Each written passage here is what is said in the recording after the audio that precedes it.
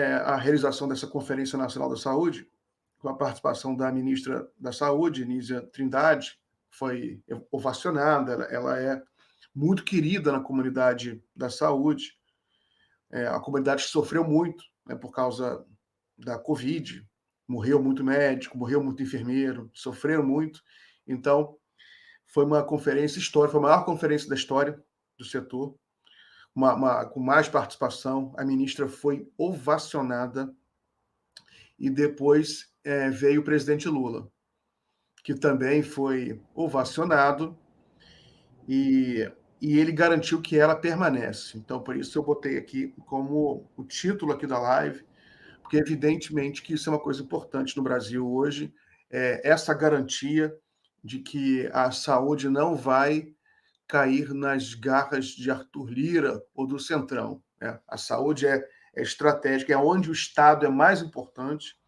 No caso do Brasil, em função do SUS, é onde o Estado tem uma capacidade de investimento muito grande. De fato, Miguel, boa tarde a todos que estão assistindo aqui o Jornal da Fórum. Foi um evento, né? Essa abertura da Conferência Nacional de Saúde foi muito simbólico, né? Principalmente pelo fato de que o Brasil atravessou nesses últimos anos um período tenebroso na área da saúde, né? Pandemia do coronavírus com gestão desastrosa, é uma das principais marcas negativas do governo do ex-presidente Jair Bolsonaro, né?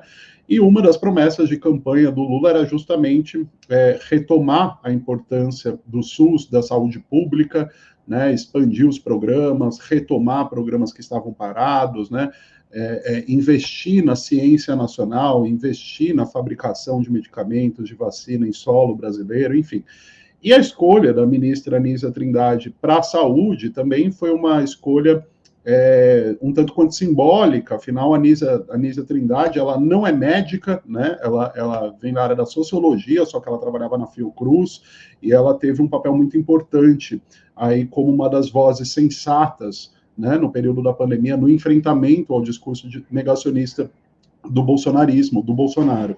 Agora, o que me chamou a atenção bastante nessa conferência, Miguel, foi a defesa enfática que o Lula fez da Nízia Trindade, né? Ele não foi que simplesmente ele anunciou que ela está mantida. Ele, mais do que isso, né?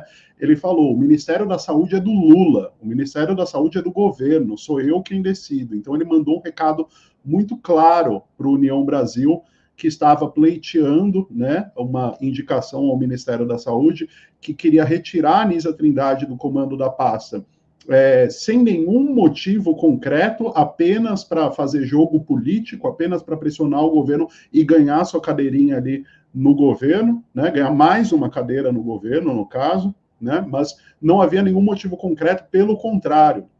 A saúde vem sendo muito bem gestionada, a ministra Nízia Trindade vem fazendo um bom trabalho, vem retomando programas importantes, né? Retomou essa semana o programa de saúde mental, que é o antagonismo ao que o bolsonarismo fazia, né? O que o governo Bolsonaro fez. O governo Bolsonaro chegou ao seu Ministério da Saúde a publicar editais retrocedendo à época do eletrochoque, né? Para tratar a saúde mental.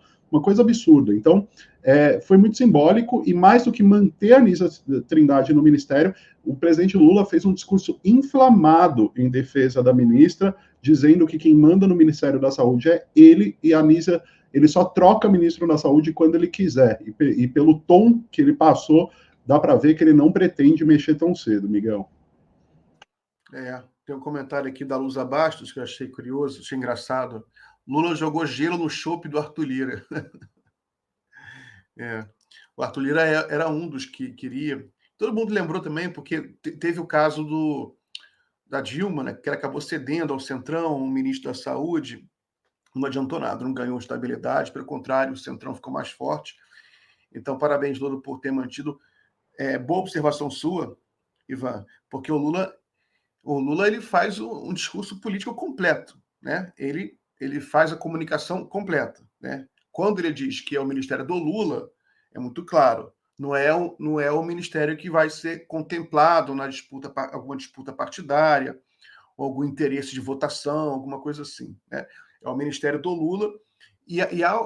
Agora, a própria Nízia Trindade, ela deve a força dela a ela própria e a força da comunidade da saúde. O Lula é um grande cara, muito consciente. Agora, a comunidade da saúde no Brasil possivelmente é a comunidade mais forte do país, né? Por razões óbvias, é a maior do país, né? Você juntar todos os enfermeiros, médicos, pessoas que trabalham com saúde, a área da universidade, a área da pesquisa, não pode esquecer isso, saúde não é só médico, nem só enfermeiro, muito pesquisador, muito professor, muita gente envolvida, tanto que a Anísia Trindade é socióloga, né?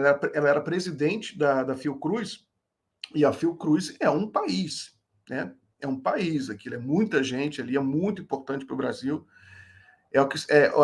Sem a Fiocruz a gente morria, né? Porque a Fiocruz fez as vacinas para a Covid, ela faz tudo quanto é vacina no Brasil, as doenças mais graves ainda, que são perigosíssimas, a Fiocruz faz tudo, tem capacidade de ampliar, a Fiocruz tem uma filosofia moderna, Ivan. A Fiocruz ela é a joia da coroa do Brasil, né? Juntamente com a Petrobras e com outras coisas, mas era uma das joias da coroa, porque ela investe em pesquisa no momento em que o Brasil sofre muito com a carência de pesquisa, tem essa joia da coroa, né, que tem esse corpo de excelência de funcionários, e a Anísia, ela era presidente da Fiocruz. Exato.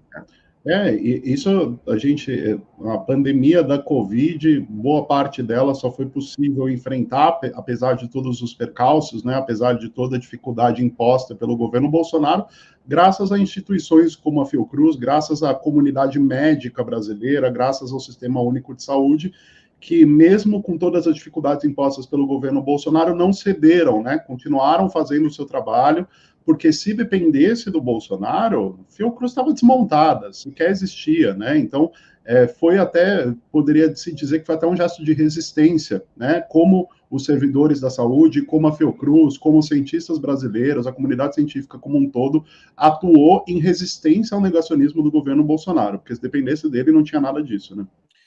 Sim, lutaram com a própria vida. Muitos morreram. Eu entrevistei um médico aqui que ficou na linha de frente, e ele falou: Miguel, eu entubei amigo meu, médico, um monte, enfermeiro, médico, que eu vi morrer na minha frente, né?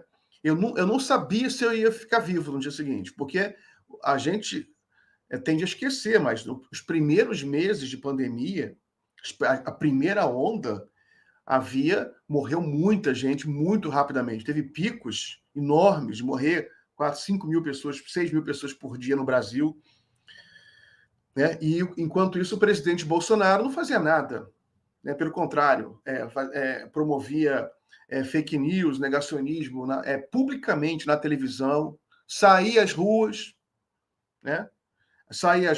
Promovia aglomeração. Imagine um médico, um enfermeiro ali no fronte de batalha, pedindo, pelo amor de Deus, às vezes alguns pediam nas redes, gente, por favor, usem máscara, porque senão vocês vão atrapalhar o nosso trabalho. Porque havia um problema muito grave da pandemia, que Bolsonaro, evidentemente, como ele é um criminoso, ele finge ignorar também, que era o seguinte: era preciso evitar a superlotação dos hospitais, porque a superlotação causaria um caos, e no caos morreria todo mundo, não só de Covid, porque qualquer probleminha que você tem, você quebra uma perna, você vai para o hospital, senão você morre. Sangra, qualquer coisa, você morre. Então, os hospitais tinham que ser preservados. Então, as pessoas era muito importante que as pessoas não pegassem o vírus, não pegassem, para não precisar ir para o hospital, para aquele negócio ir diluindo. Era um plano global, foi um plano montado pelos maiores estrategistas do mundo, um plano baseado no bom senso, puro e simples, né? Que era preciso preservar os hospitais para que eles fossem recebendo aos poucos. Deu certo, era um plano, era a única maneira de fazer, deu certo. Evitamos muita morte, o mundo evitou muita morte, mas no Brasil, infelizmente, tínhamos um presidente negacionista que acabou atrapalhando, tanto que há estimativas feitas até por uma CPI que foi realizada no Brasil, de que pelo menos, sei lá, 300, 400 mil pessoas não precisavam ter morrido. Centenas de milhares de vidas poderiam ser poupadas no Brasil. Foi a estimativa da pandemia.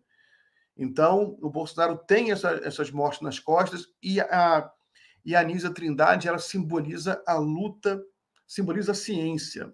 Ela é, de longe, não digo a melhor, porque besteira ficar fazendo... mas é a ministra, o ministério mais importante do governo é o Ministério da Saúde. Então, vamos ver o que o Lula falou. Coloca aí, Gui, por favor.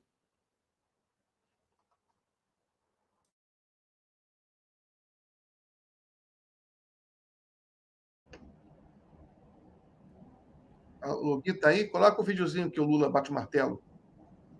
Por isso, companheira Anísia, eu queria te dar os parabéns. A semana passada, eu liguei para a Anísia. Eu tinha visto uma pequena nota no jornal, de que tinha alguém reivindicando o Ministério da Saúde. Eu fiz questão de ligar para a Anísia, porque eu ia viajar para fora do Brasil. Eu disse, Anísia, vá dormir e acorde tranquilo, porque o Ministério da Saúde é do Lula, foi escolhido por mim e ficará até quando eu quiser. E eu tenho certeza que poucas vezes na vida a gente teve a chance de ter uma mulher no Ministério da Saúde para cuidar do povo com o coração, como a mãe cuida dos seus filhos. Aí você vê que ele se emocionou, né? Ele sabe da importância.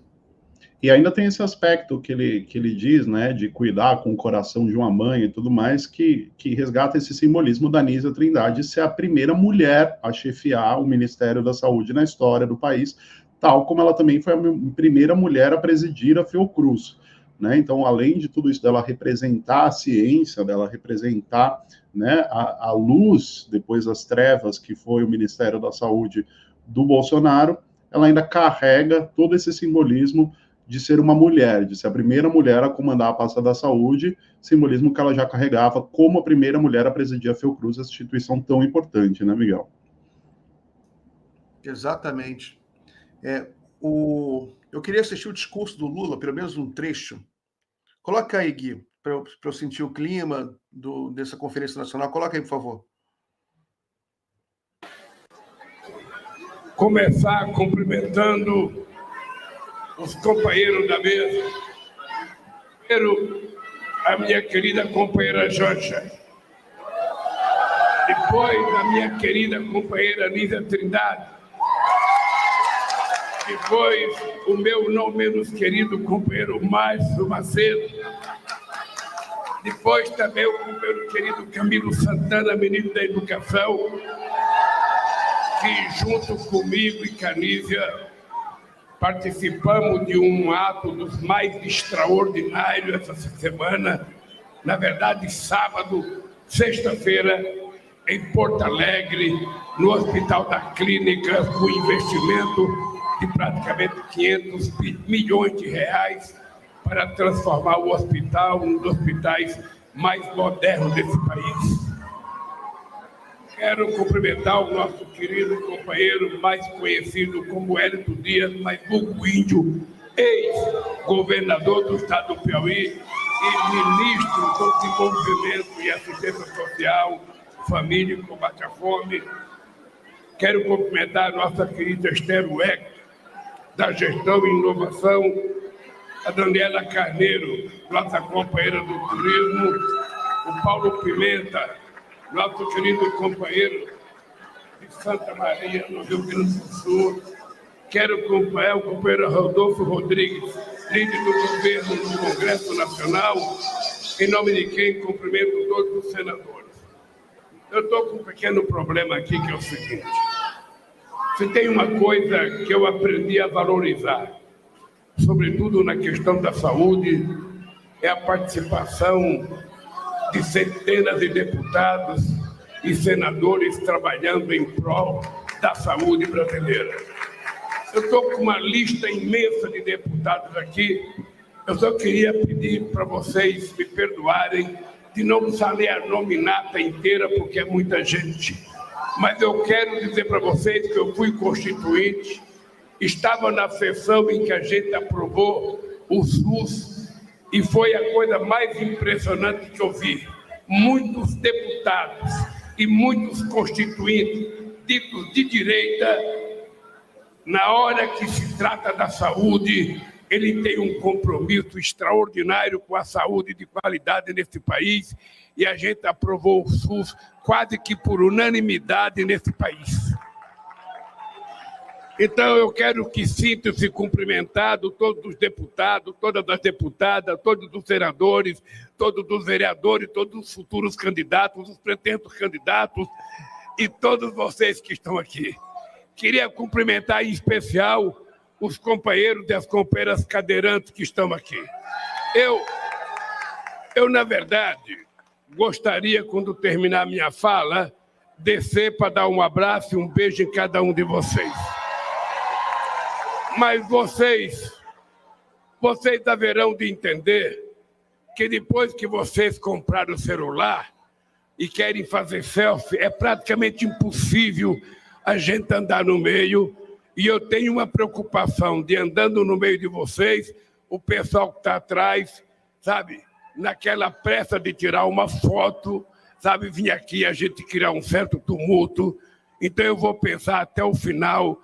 Quem sabe eu dou um beijo daqui mesmo e não crio nenhum tumulto com vocês. Eu sei. Muito bom. Dá um pause, depois a gente continua ouvindo. Mas olha... Pode continuar assistindo.